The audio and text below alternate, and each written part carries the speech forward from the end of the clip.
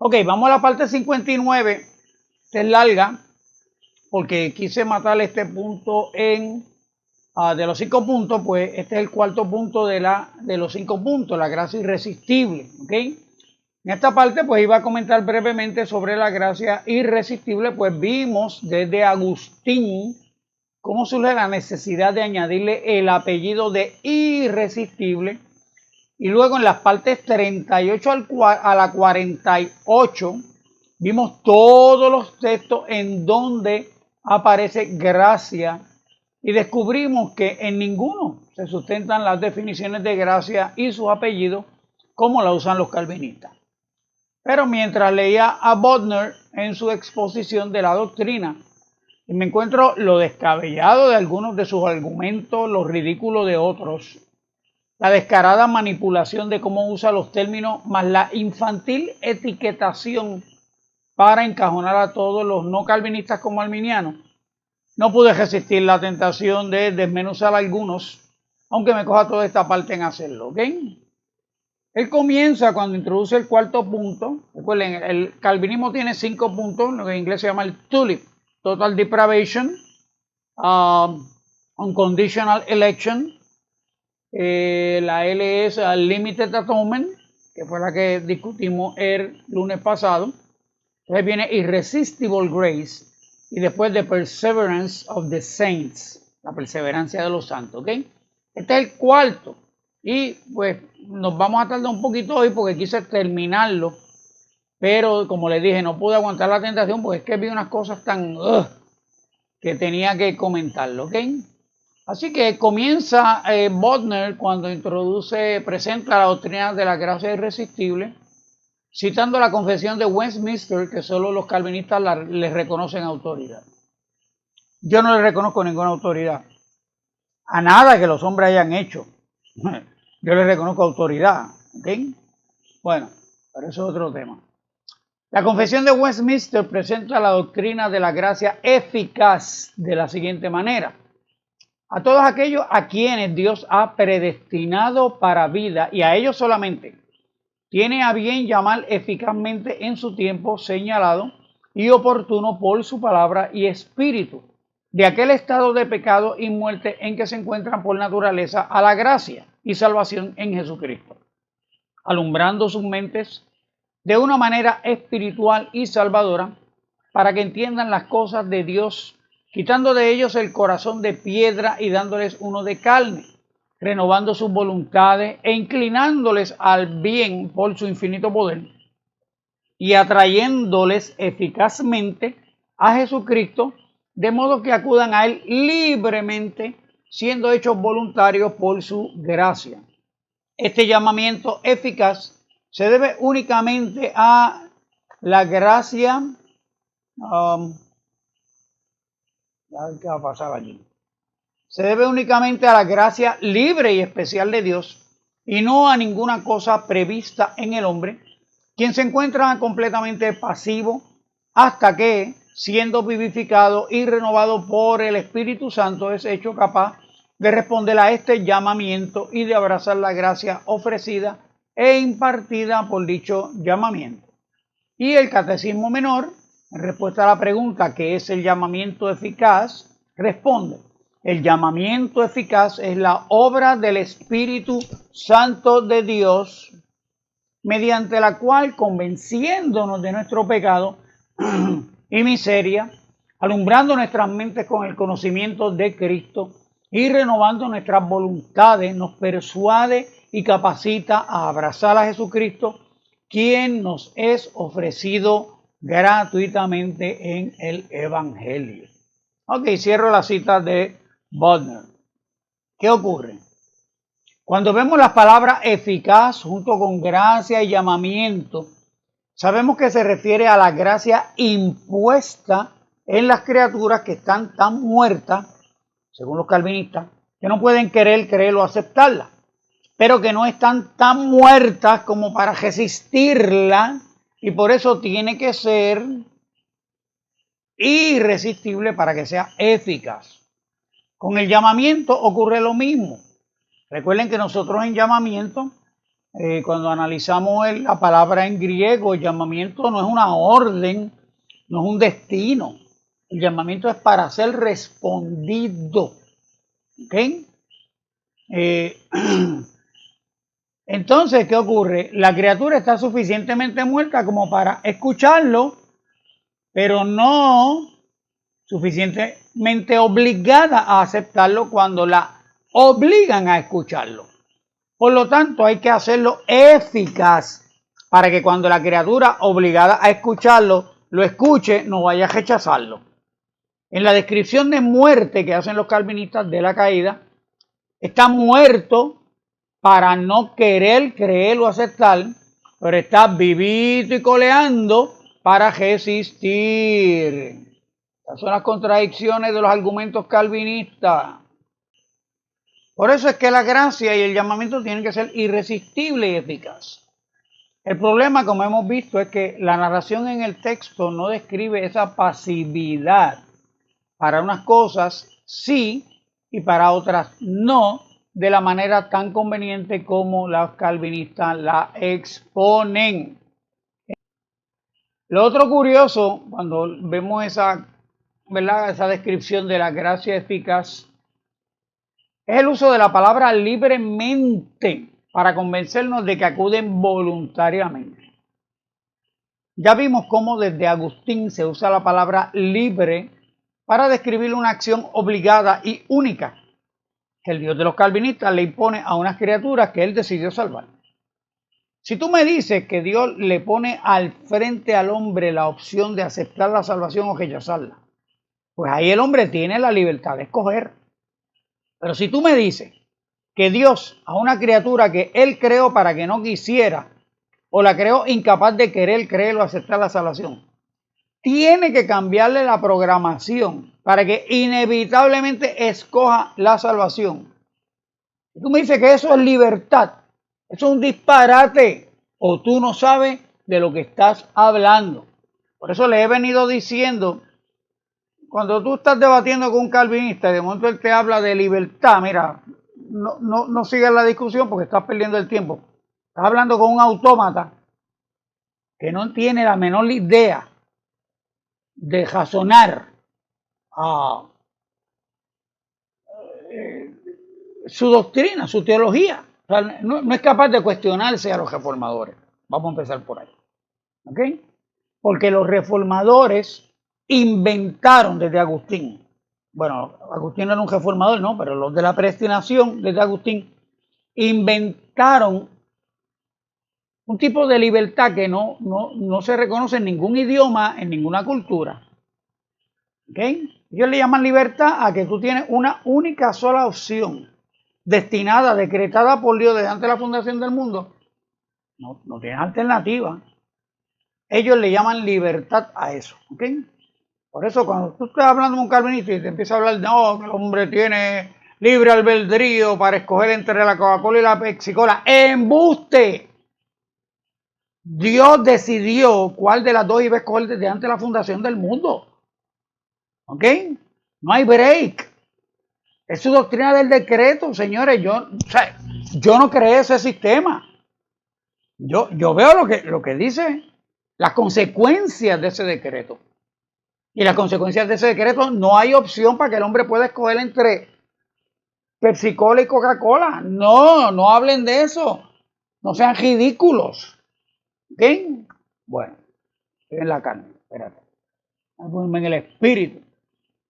Luego, Bodmer pasa a la sección titulada La necesidad del cambio. Y es un refrito de la depravación total. Todo lo que él va a describir en esa sección. Ya sabemos la lógica. Si el hombre caído es incapaz de querer o aceptar la salvación, y Dios quiere salvar a algunos, pues los tiene que transformar. No hay alternativa. Pero si la capacidad de decidir no se alteró en la caída, entonces Dios le puede ofrecer una alternativa al hombre a su estado, y la responsabilidad de permanecer en ese estado o no recae en el hombre y no en Dios. El problema calvinista es que el texto describe lo segundo y no lo primero. ¿Okay? O sea, déjame repetir eso. No hay alternativa. O sea, perdón.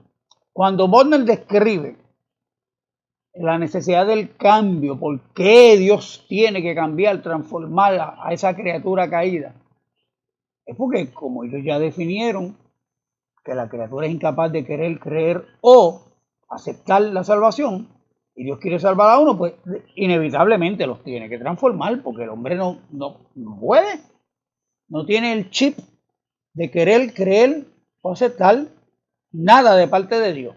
Como no tiene ese chip, Dios tiene que instalarle el chip a los que Él escogió para salvar, para que entonces ellos puedan querer, creer y aceptar la salvación. ¿Okay? Pero si la capacidad de decidir no se alteró en la caída, que es lo que yo creo, entonces Dios le puede ofrecer una alternativa al hombre a su estado. Mírate, aquí está la salvación si la quieres. Si no, pues te perdiste. Y la responsabilidad de permanecer en el estado caído o no, pues va a recaer en el hombre y no en Dios. El problema es que toda la narración de la Biblia desde Génesis concuerda con lo segundo, que el hombre no perdió su capacidad de decidir, no perdió su voluntad para escoger servirle a Dios o no. ¿Okay? Eso es lo que dice la narración y el texto. ¿Okay? Sigue en la tercera sección, la tercera parte titulada Un cambio interno efectuado por el poder de Dios. Y ahí pues repasa la doctrina calvinista de la regeneración. Como el hombre es incapaz de regenerarse, Dios lo tiene que hacer. Y solo 2 textos mencionan la generación, aunque hay varios que hablan del nuevo nacimiento y la nueva creación. El problema es que ninguno habla de que eso ocurre antes de creer, ocurre en los creyentes. Señala Bodmer que los arminianos sostienen que la regeneración la provoca el hombre. Los no arminianos no señalamos eso. Creemos por lo que dicen los textos que la transformación ocurre por creer y no para creer. En ningún texto aparece la acción de creer en la voz pasiva del griego. Utiliza como ejemplo a Lázaro y a un bebé, que son pasivos en su resurrección y nacimiento respectivamente, para convencernos de que el hombre no decide en el cambio. Los calvinistas les encanta utilizar el ejemplo de Lázaro. Mira, Lázaro podía escuchar, no. Lázaro podía hablar, no. Lázaro podía soltarse los lienzos y los trapos con los que lo cubrieron, no. Lázaro podía salir de la tumba, no. Así mismo es el hombre caído. Pero es que tú no puedes, ¿sabes? Tú no puedes coger eso, o cuando el Espíritu Santo inspiró a Juan a escribir el relato de Lázaro, para nada el Espíritu Santo estaba pensando en Calvino 15 siglos después y en la depravación total. El propósito con el cual se añadió el testimonio de la resurrección de Lázaro fue para confirmar que Jesús es el Hijo de Dios, que tiene poder sobre la muerte, y que, como dijo en Juan 6:45 o algo así, por allá, o 5:32, el texto de Lázaro es para probar eso que Jesús dijo allí, que él a quien quiere le da vida, o sea, que él tiene poder para resucitar. ¿Okay? Entonces, y un bebé, te pone el ejemplo de un bebé puede decir nacer, no. Un bebé, oye, no, un bebé esto, aquello, no, aunque sabemos que los bebés están más vivos que nada allá adentro en la barriga. Pero Bodmer, te pone el ejemplo del bebé, el bebé no tomó ninguna, no participó en nacer. Sencillamente, pues, nació, llegó. Así mismito es que Dios hace la generación en el ser caído. ¿Okay? ¿Y cuál es el problema con esto? Socráticamente debatiendo, la respuesta es sí y no, ¿verdad? O sea, me refiero a que cuando en el método socrático tú llevas a una persona, le haces varias preguntas, que la contestación es sí, para entonces obligarlo a que cuando tú le planteas la pregunta que están debatiendo, pues la persona se va obligada a decir que sí. En este caso, ¿Lázaro decidió resucitar? No. ¿El bebé decide nacer? No. Por lo tanto, el hombre no decide regenerarse o salvarse o cambiar. ¿Por qué? Porque el hombre no tiene voluntad para eso. ¿Quién lo dice? Los calvinistas con su inhabilidad total. Hello. Las escrituras enseñan que el requisito para entrar al reino de Dios es una transformación radical obrada por el mismo Espíritu Santo. Esta es una cita de Bodner. Dejo la cita. No, Bodner. Las escrituras no enseñan eso. Bodner dice que las escrituras enseñan que el requisito para entrar al reino de Dios es una transformación radical. No. Las escrituras no enseñan eso. Las escrituras enseñan que el requisito es creer. Y en respuesta a creer, arrepentirse y confesar el nombre del Señor. Abro la cita de Bodner. Si alguna persona cree, es porque Dios le ha vivificado.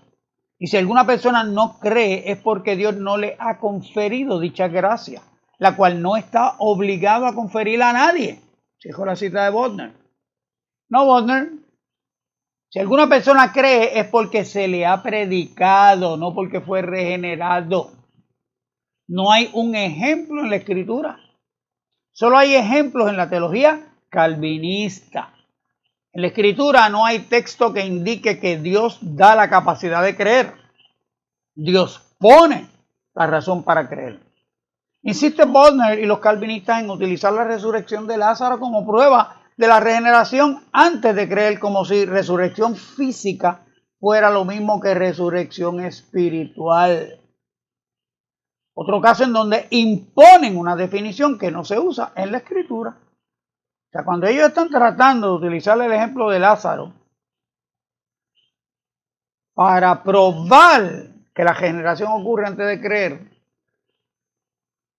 o para probar que el hombre es incapaz de regenerarse a sí mismo, que en eso estamos de acuerdo. En lo que no estamos de acuerdo es que si la regeneración ocurre para creer o por creer, ahí es que está la diferencia. Por la misma razón que muerte no es lo mismo que inactividad en la Biblia, muerte física no es lo mismo que muerte espiritual.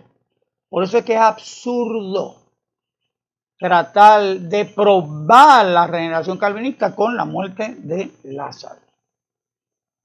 ¿Okay? Abro la cita de Bodner. Los elegidos oyen el Evangelio y creen, no siempre de primera instancia, sino al tiempo señalado por Dios. Los no elegidos oyen pero no creen.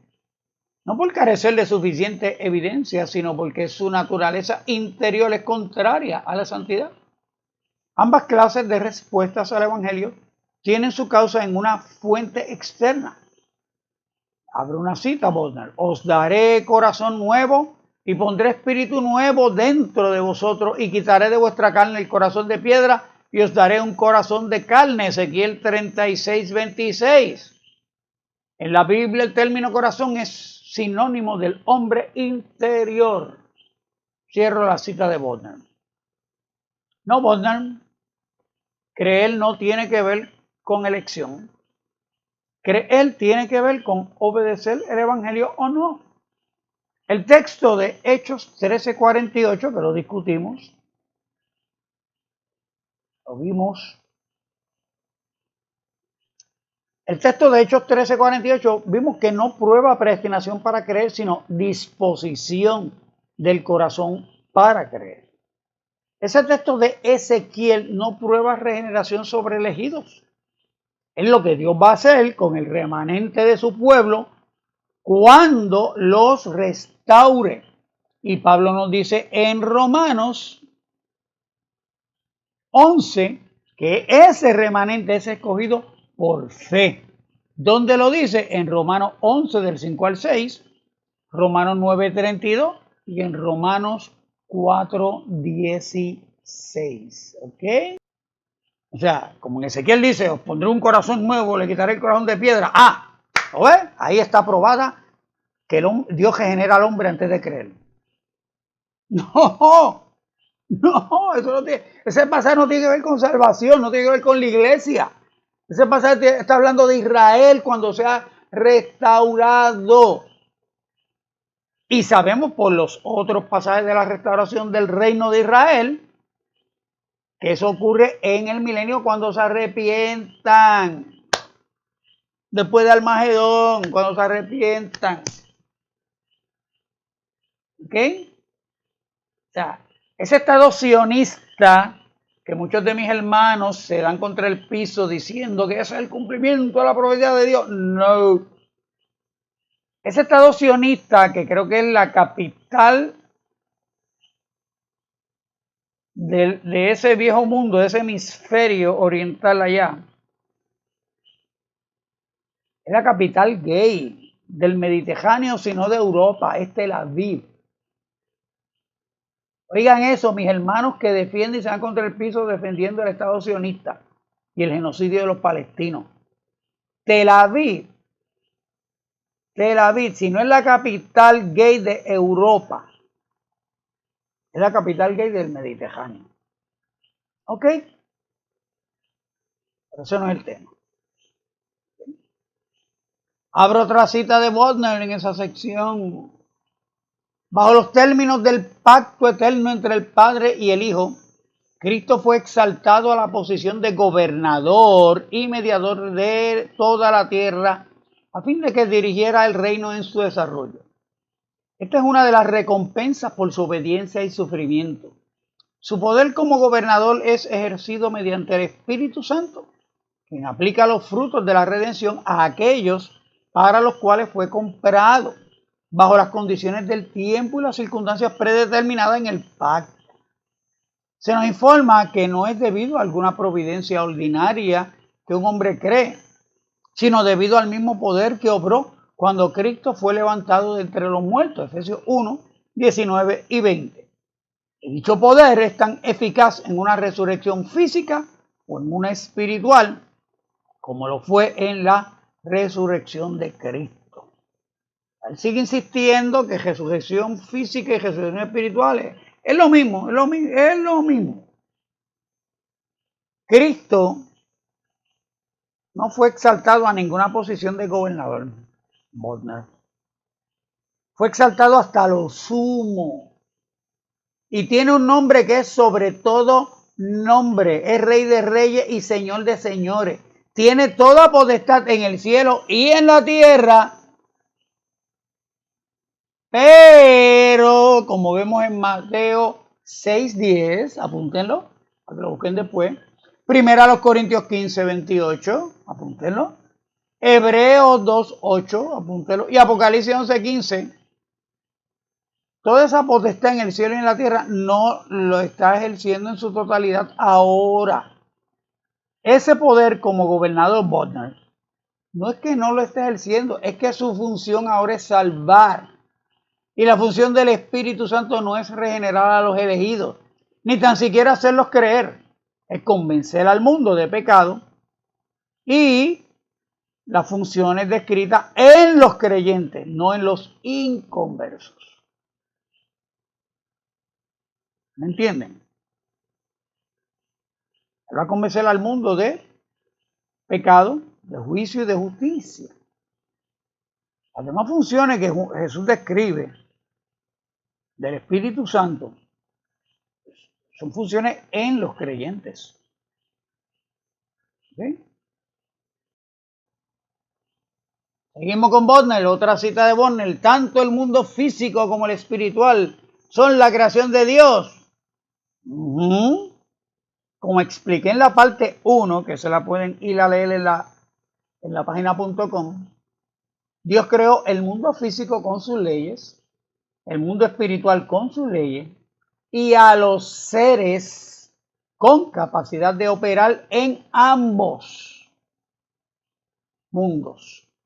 Eso yo lo deduzco no del gnosticismo ni del neoplatonismo, sino de la descripción que hacen las escrituras de cada uno de esos tres renglones que Dios creó. O sea, Dios creó el mundo espiritual, Dios creó el mundo físico, cada uno tiene sus leyes, y los seres, que Dios los crea con unas particularidades para que puedan operar en ambos. ¿Sí? El que sea posible que Dios haga lo que los calvinistas proponen, no obliga a creerlo. Creemos lo que la Biblia describe que Dios hace y ha prometido hacer. Como hemos venido viendo, y llevo un año mostrándole todos los temas del calvinismo, cómo la escritura no describe lo que ellos proponen. Abro la cita de Bodner. Y a menos que el alma quede restaurada mediante la regeneración, jamás comprenderá y aceptará la verdad del Evangelio. Dios en la regeneración ordena al pecador que viva, esté inmediatamente lleno de nueva vida espiritual. Lidia, la vendedora de púrpura de la ciudad de Tiatira, prestó atención a las cosas que Pablo hablaba, porque primero el Señor había abierto su corazón. Hechos 16:14. Cristo enseñó esta misma verdad cuando en su oración intercesora dijo que Dios le había dado potestad sobre toda carne para que dé vida eterna a todos los que le diste, Juan 17:2. Y nuevamente, porque como el Padre levanta a los muertos y les da vida, así también el Hijo a los que quiere da vida, Juan 5:21. Cierro la cita de Bodner. Los ejemplos que pones, Bodner, no prueban que Dios regenera al pecador elegido. Dios abrió el corazón de Lidia para que escuchara, no para que creyera. ¿Entendiste, Bodner? ¿Entendieron, calvinistas? Dios abrió el corazón de Lidia para que escuchara, no para que creyera. No ir más allá de lo que está escrito, dice Pablo. Cuando dice en Juan 17:2 que le diera vida a los que le diste, se refiere a los 12. Y en Juan 5:21, cuando dice a los que quiere dar vida, se refiere a... Salte. Ajá. Juan 5:21 fue lo que les mencioné ahorita. Cuando dice a los que quiere dar vida, se refiere a resucitar muertos, no salvar elegidos. Abro la cita de Bodner.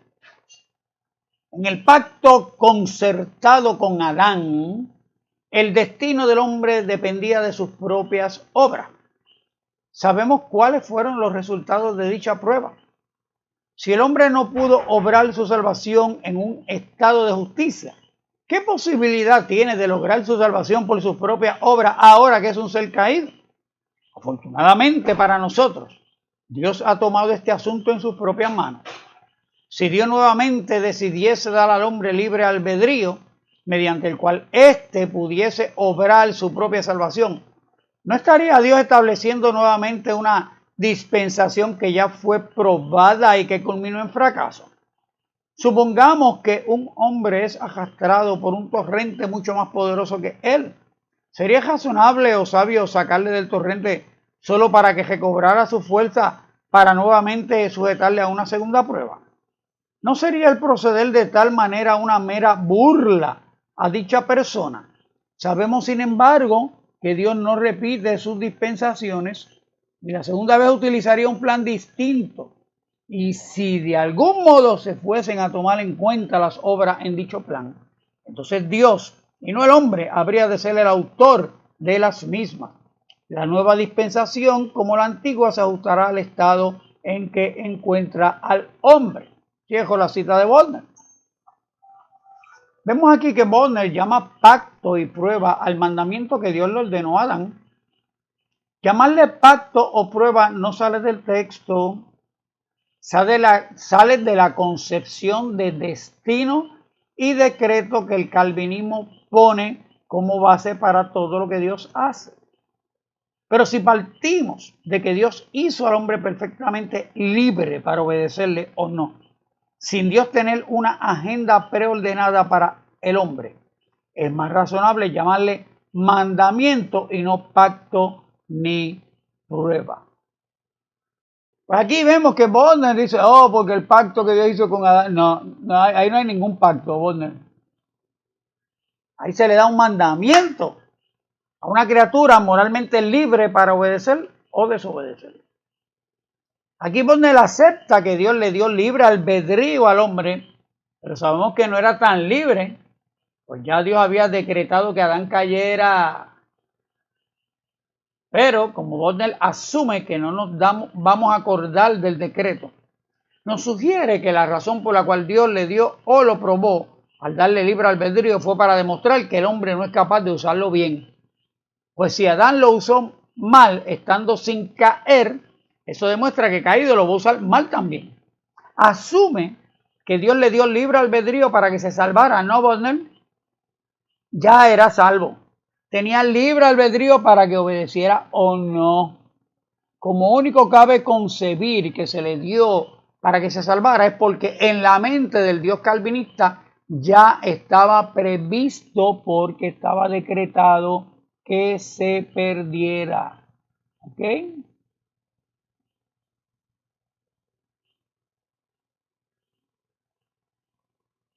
Bodner, asumir dispensación no sale del texto. Asumir que, como tú dices, si Dios le diera al hombre libre albedrío para que éste pudiera obrar su propia salvación, es continuar con la falsa premisa de que Dios le dio a Adán libre albedrío para que se salvara cuando ustedes saben que no tenía oportunidad de hacerlo. Ni Dios le dio a Adán una oportunidad para que se salvara, ni Dios le da ahora al hombre libre albedrío para que se salve. Dios le dio a Adán la oportunidad de obedecer o no, porque creó un ser moral con voluntad, y Dios le sigue dando la oportunidad al hombre de obedecer o rechazar el evangelio, porque sigue siendo un ser moral con voluntad. Pero tus definiciones, Bodner, les impiden ver lo que el texto describe. Porque lo que el texto describe en todo momento es un hombre capaz de querer, creer y aceptar o rechazar la salvación. Y hablando de definiciones, abro la cita de Bodner. Sabemos que ninguna propiedad existe o puede surgir en la voluntad del hombre, sea caído o no, que le coloque fuera del alcance del control soberano de Dios. Cierro la cita.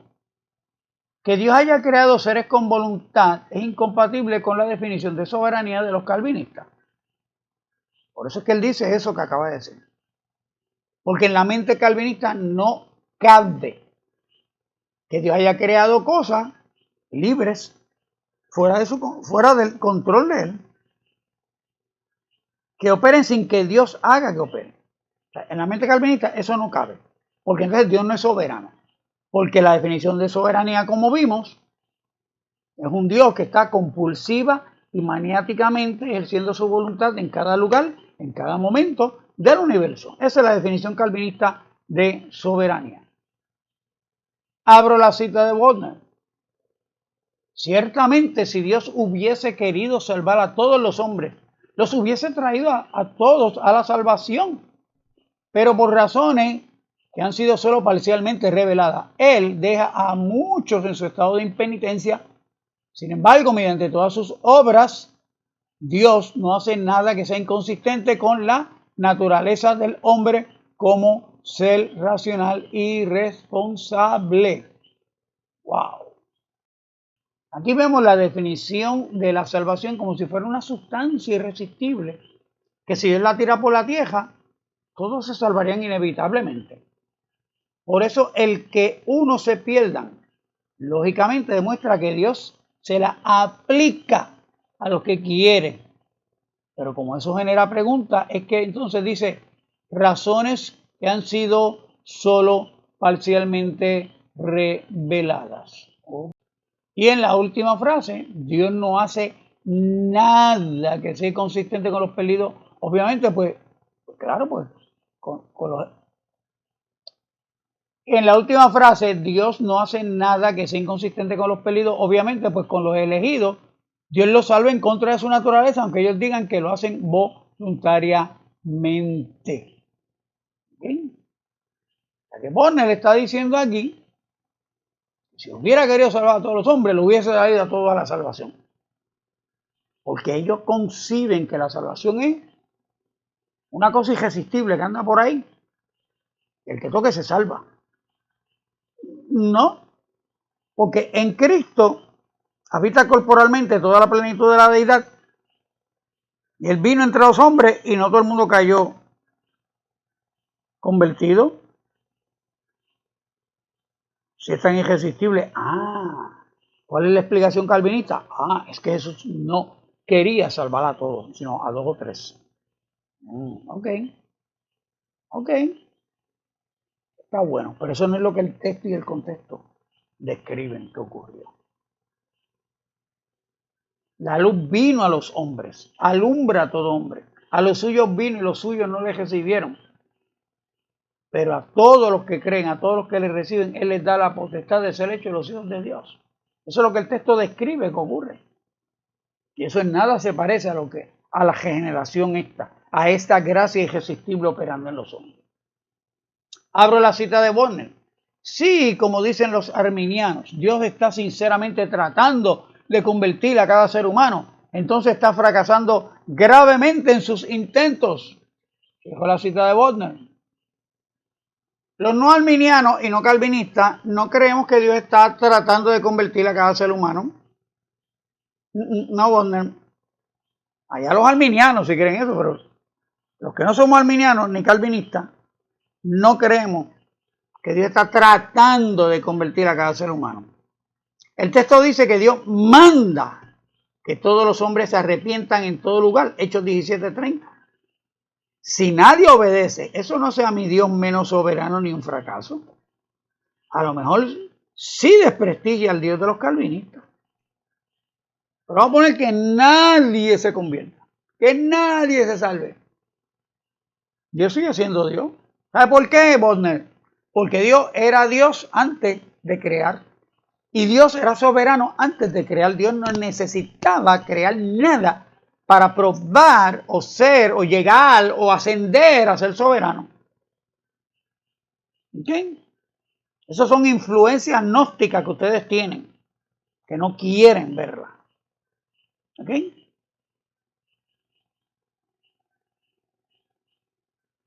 Recuerden que Bonner no está probando.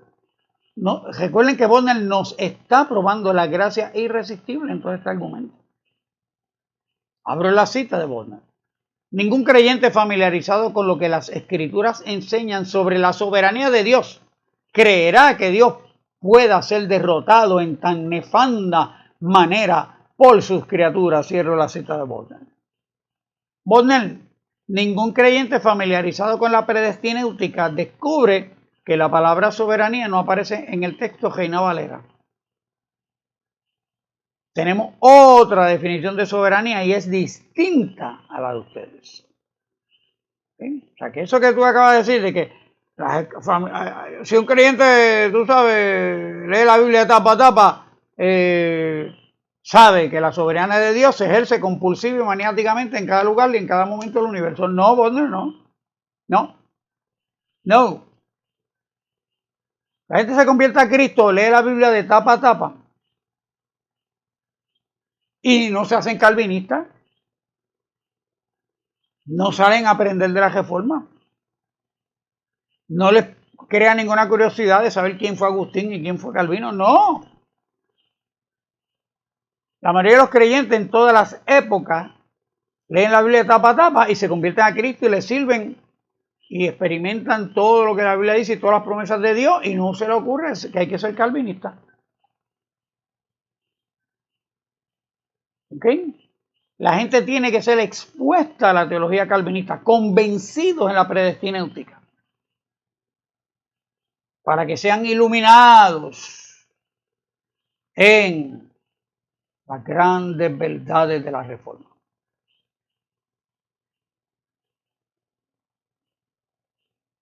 Luego en la sección 4 se titula El efecto que produce en el alma.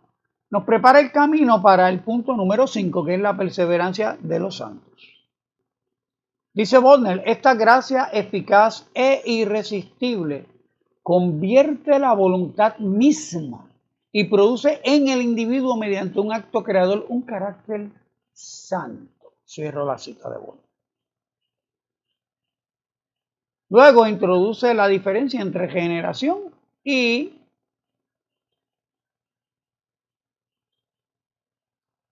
santificación. Son cosas distintas. ¿Cómo las diferencia? Porque dice eso de que la gracia eficaz actúa en la voluntad del hombre. La pregunta que nos surge y que no van a contestar es, ¿por qué?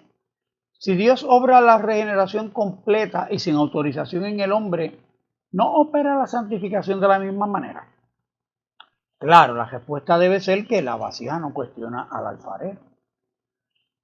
Abro la cita de Bodner.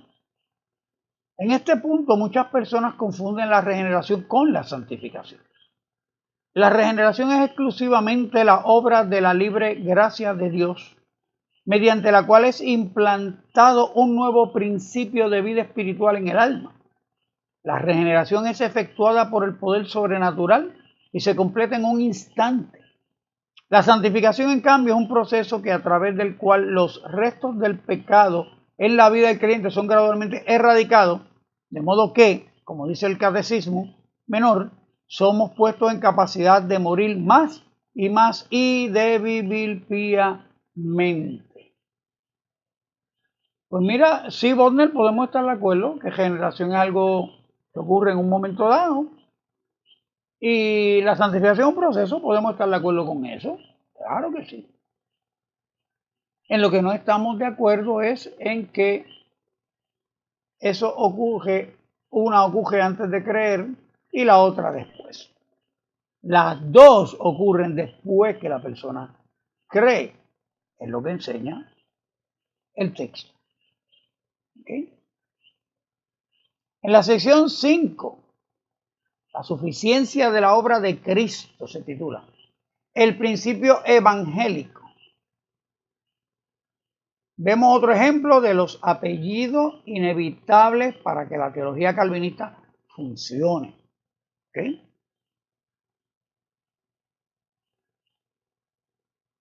Yo creo que eso yo lo puse mal, pero bueno. Abro la cita de Bodner en esa sección 5. Su obra proveyó completamente para su rescate del pecado y garantizó su participación en las glorias celestiales. Estas dos fases de su obra son a menudo denominadas su obediencia activa y su obediencia pasiva. Cierro la cita. Está hablando de Cristo. Aquí él no explica bien la diferencia, pero no nos perdemos gran cosa. O sea, él de momento menciona eso, pero no detalla. Obediencia activa y obediencia pasiva de Cristo. O sea, Cristo tuvo una obediencia activa y una obediencia pasiva. Wow. Bien profundo, pero él no lo explica. Abro la cita de Bodner. Solo las posiciones que atribuyen a Dios todo el poder en la salvación de pecadores son consistentemente evangélicas, ya que las palabras evangélico o evangélica significan que es Dios solo quien salva. Si se añaden fe y obediencia que dependan de la decisión independiente del hombre, ya no tenemos una posición evangélica. Cierro la cita de Bodner. En otras palabras, solo los calvinistas son evangélicos. Lo otro es que evangelio significa buena noticia y no es solo Dios quien salva. Evangelio lo que significa es buena noticia. No significa que Dios es el único que salva. Que Dios salva es cierto, pero no es cierto que evangelio significa eso. Insiste en que creer una expiación para todos no es evangélico. Abro la cita. Asumir una posición evangélica con una expiación universal conduce necesariamente a una salvación universal. Por consiguiente, al arminianismo por su insistencia en que Cristo murió por todos los hombres y que el Espíritu se empeña a aplicar esta redención a todos los hombres, aunque solo algunos son salvos, no puede considerársele evangélico. Cierro la cita. Luego vemos cómo usa su argumento de que los no calvinistas creen que las cosas de la salvación se aplican cuando son ellos los que están hablando de aplicar todo el tiempo. Se lo vimos en la sección pasada. Vamos a ver aquí cómo él refuerza ese concepto, ¿okay?, de Dios aplicando. Por eso es lo que dicen, que Dios está aplicando, y no, la Biblia no dice eso. Abro la cita. Podemos ilustrar este principio al imaginarnos a un grupo de personas afectadas por una enfermedad mortal. Si a estas un médico les administra o aplica una medicina que es una cura segura, entonces todos los que reciben la medicina se sanarán. De la misma manera, si la obra de Cristo es eficaz y si es aplicada a todos los hombres por el Espíritu, entonces todos serán salvos. Por consiguiente, si el arminiano quiere considerarse evangélico, tiene que ser universalista. Todos se salvan. Solo el calvinismo, que sostiene una posición evangélica con una expiación limitada y que afirma que la obra de Cristo logró lo que se había propuesto lograr, es consistente con los hechos de las Escrituras y de la experiencia. Cierro la cita. Bodner, solo ustedes hablan de aplicar. Nosotros, como no creemos en los puntos anteriores, no necesitamos discutir la efectividad de algo que se aplica. Nosotros hablamos de la efectividad para el que se apropia, o usando una palabra de Reina Valera, lo aceptan, lo reciben.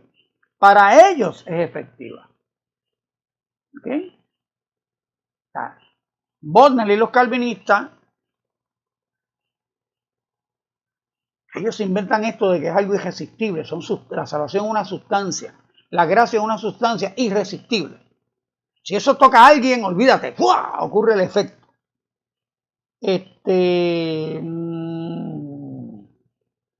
Bodner, nosotros escribimos en la pizarra salvación, escribimos en la pizarra gracia, generación, justificación, santificación.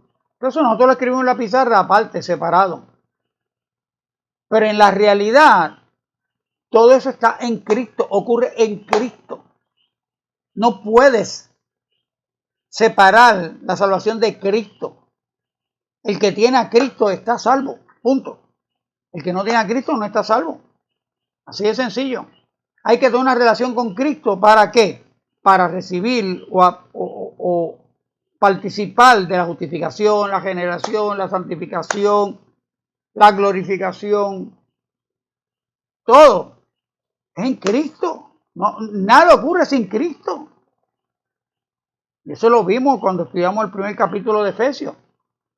14 veces en 17 versos aparece en Cristo, en Cristo, en Cristo, en Cristo. ¿Ok? Estas palabras que yo pongo aquí en azul, por ejemplo, de que si el médico administra la cura, eficaz, eficiente, es que la salvación no es una cura, la salvación no es una sustancia, no es una medicina, no es un remedio, el remedio es Cristo, la medicina es Cristo, la salvación es Cristo. Y la persona tiene que creer en Cristo para que quede en Él. Porque entonces el Espíritu Santo lo bautiza en un cuerpo. Ustedes son los que describen aquí y si es aplicada. La Biblia no dice que Dios está aplicando nada en nadie. Dios escogió salvar a los creyentes por medio de la locura de la predicación, no por medio del disparate de la aplicación.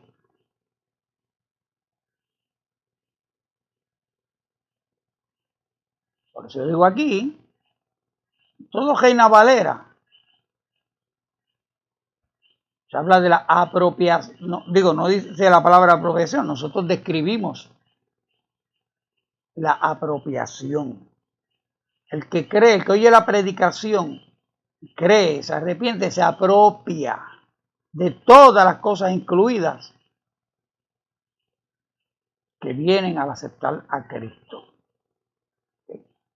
En la parte 6 sigue argumentando contra la expiación por todos. Se llama universalismo.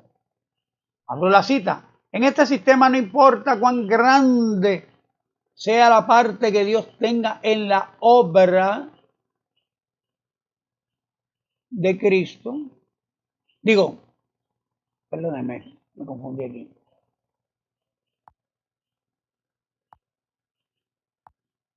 En este sistema no importa, está hablando del calvinismo, no importa cuán grande sea la parte que Dios tenga en la obra de salvación. El hombre es en última, ahora aquí se refiere al arminianismo, creo. En este sistema no importa cuán grande sea la parte que Dios tenga en la obra de salvación. El hombre es en última instancia el factor decisivo. El hombre que decide aceptar la salvación tiene algún mérito propio. Tiene por qué jactarse ante aquellos que se pierden. Dijo la cita de Bondel. Sí, Bondel, el hombre es el factor decisivo. Por eso dice, para que todo aquel que en él cree no se pierda. No dice para que todo aquel que Dios escogió para que crea.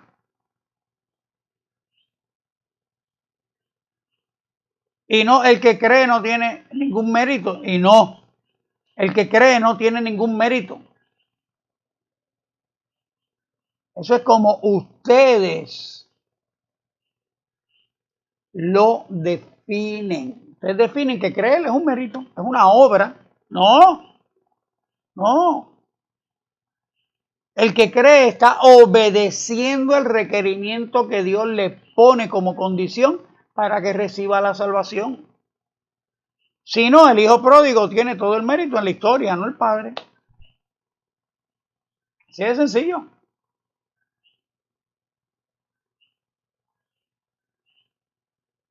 Si creer es un mérito, el hijo pródigo tiene todo el mérito, porque el texto dice que el hijo pródigo volvió en sí. Y dijo, ¿es pecado? Iré a casa de mi padre y me voy a mentir y le voy a decir, padre, he pecado decirle contra ti. No soy digno de ser llamado tu hijo. El texto no dice que el padre lo influyó. Si creer es un mérito, pues mira, el hijo pródigo tiene todo el mérito.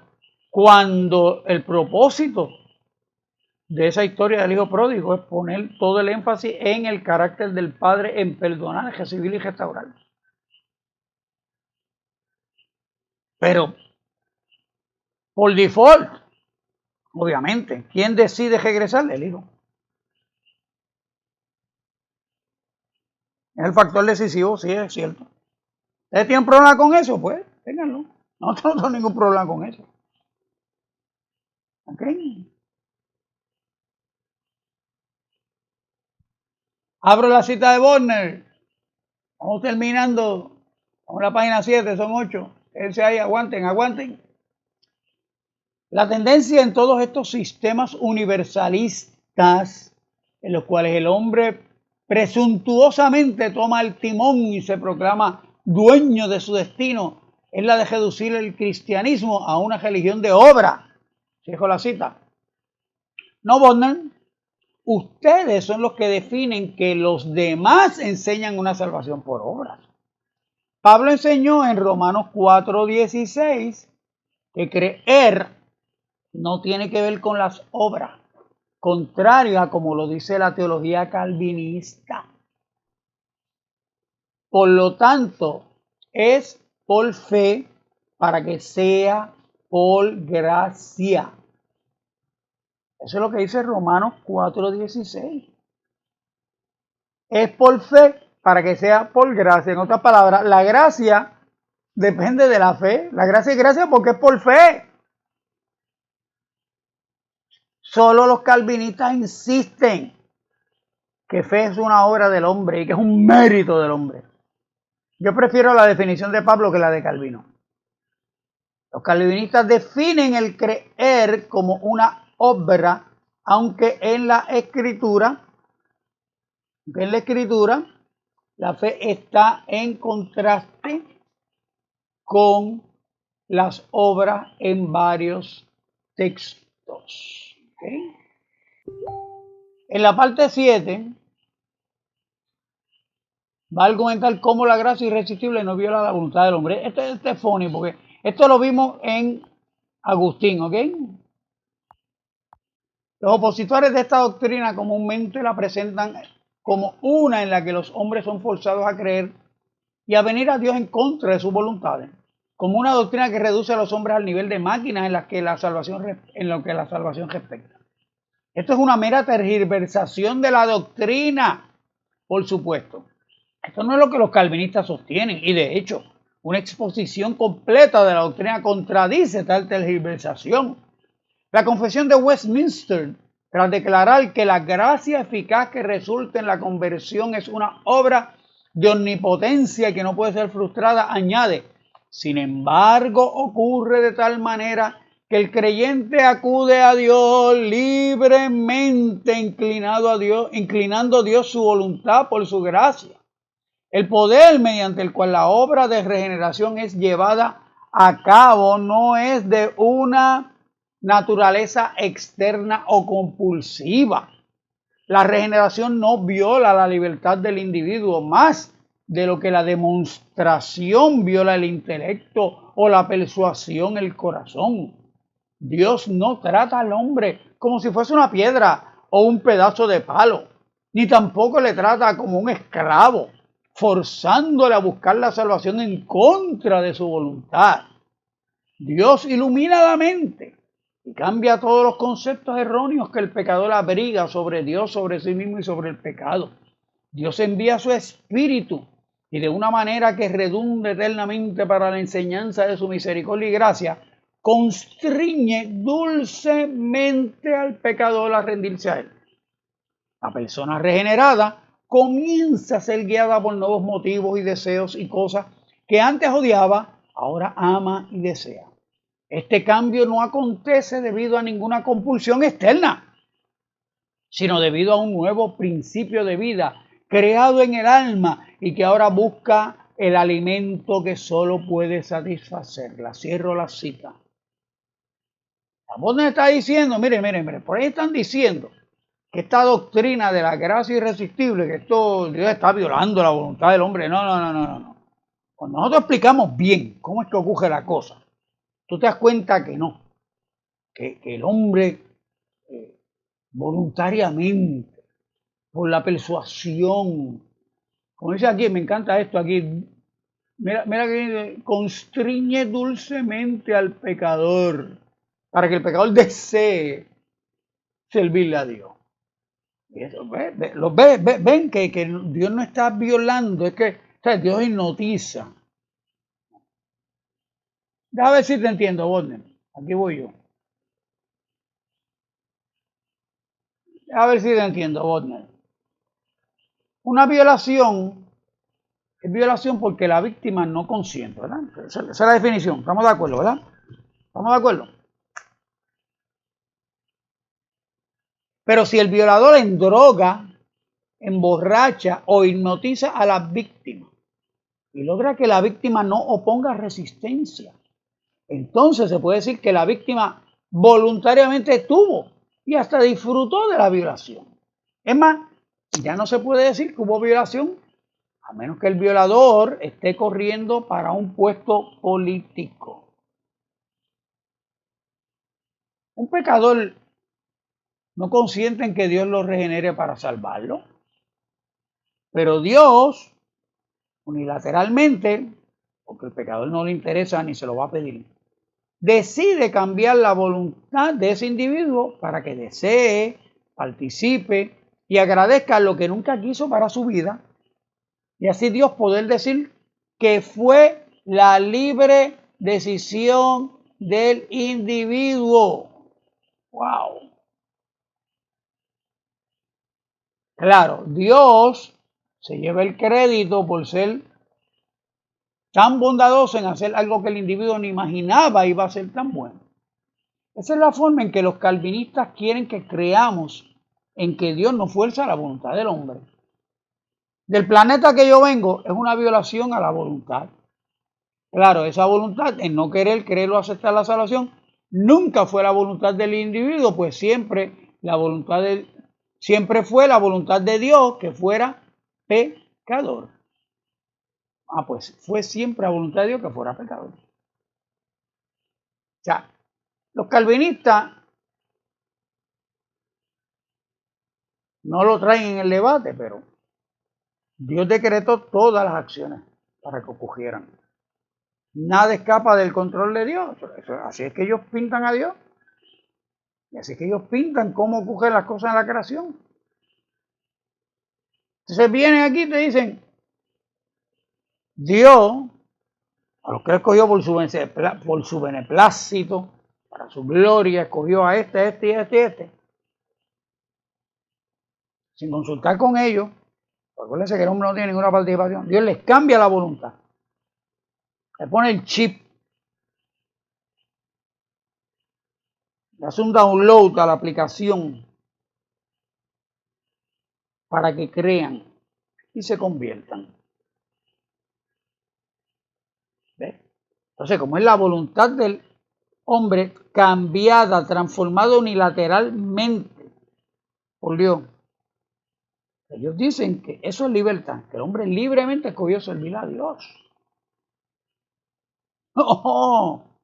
No, eso no es libertad.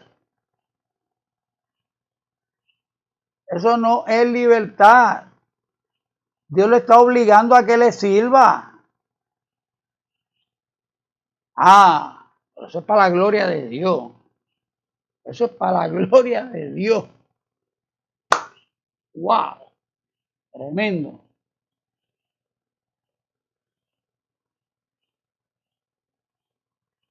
¿Verdad que? Abro la cita de Bodner. La gracia especial que denominamos eficaz es a menudo llamada gracia irresistible. A menudo, hello, es uno de los 5 puntos. Este último es un término algo impreciso, ya que da impresión de que un poder irresistible es ejercido sobre la persona y que en consecuencia esta es competida a actuar contra sus deseos. El significado verdadero es, como dijimos anteriormente, que la gracia eficaz opera en los elegidos de manera tal que estos responden a ella en un acto de decisión voluntaria. Cierro la cita. Mira, eso es hipnotismo, ¿ok? Tienes que creer que como voluntariamente no vas a decidir por Dios, porque eres incapaz, que Dios te da la capacidad de tomar una decisión, pero solo puedes elegir una sola cosa, y eso es libertad para ellos. Wow, profundo, ¿verdad? Chévere. Por último, termina definiendo otros apellidos de la gracia. Gracia especial, que es la que opera en los elegidos para obligarlos a salvarse. Y gracia común. No, son apellidos nuevos. Gracia especial y gracia común. La especial es la que opera en los elegidos para obligarlos a salvarse. Y la común, que es lo que el resto de los cristianos llamamos la providencia de Dios. De esta manera, cuando vemos virtudes o cosas buenas en los hombres, nada nos debe llevar a pensar que el hombre pueda tener capacidad de querer creer o aceptar la salvación por sí mismo. Y tampoco se te debe ocurrir que Dios trata a las criaturas como marionetas. ¡Wow! Profundo, ¿verdad? ¿Me gustó? ¿Están convencidos de la gracia irresistible, verdad? ¿Se convencieron? Un éxito, la gracia irresistible.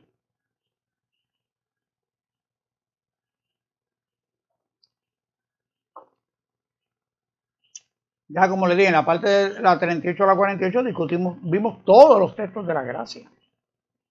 Ninguno habla ni de gracia irresistible, ni de gracia eficaz, ni de llamamiento eficaz, ni de generación, como ellos la definen. Ninguna de esas, todos los textos de la gracia, mucho menos gracia especial o gracia común. No está, no. O sea, se menciona gracia sin ningún apellido. Y es la gracia de Jesucristo, es una actitud en Jesucristo. Por lo que Jesucristo confiere al que cree y le recibe todos esos beneficios de la salvación. ¿Lo vimos? 10 semanas estuvimos en eso. 10 semanas estuvimos en eso. Por eso no voy a abundar más y aquí lo voy a dejar. ¿Sí? Y si van a la página.com, allí cuando estoy discutiendo cómo Agustín construyó sus definiciones, pues ahí van a ver claramente el disparate de esa libertad para pecar que no introdujo el gran Agustín. ¿Ok? Así que gracias por permitirme enseñarles desde la comodidad de mi casa hasta la comodidad de sus hogares. Perdón que fue un poquito atropellado, pero los que me han seguido en toda la serie, pues ya, pues, la gracia la discutimos ad nauseam, ¿okay? Y por eso, pues, quería terminar este puntito. El lunes que viene vamos a terminar el quinto punto de los 5 puntos del calvinismo, ¿okay? Para entonces, creo que después voy a coger a Juan para terminar con la serie. Creo. Ajá. Ok.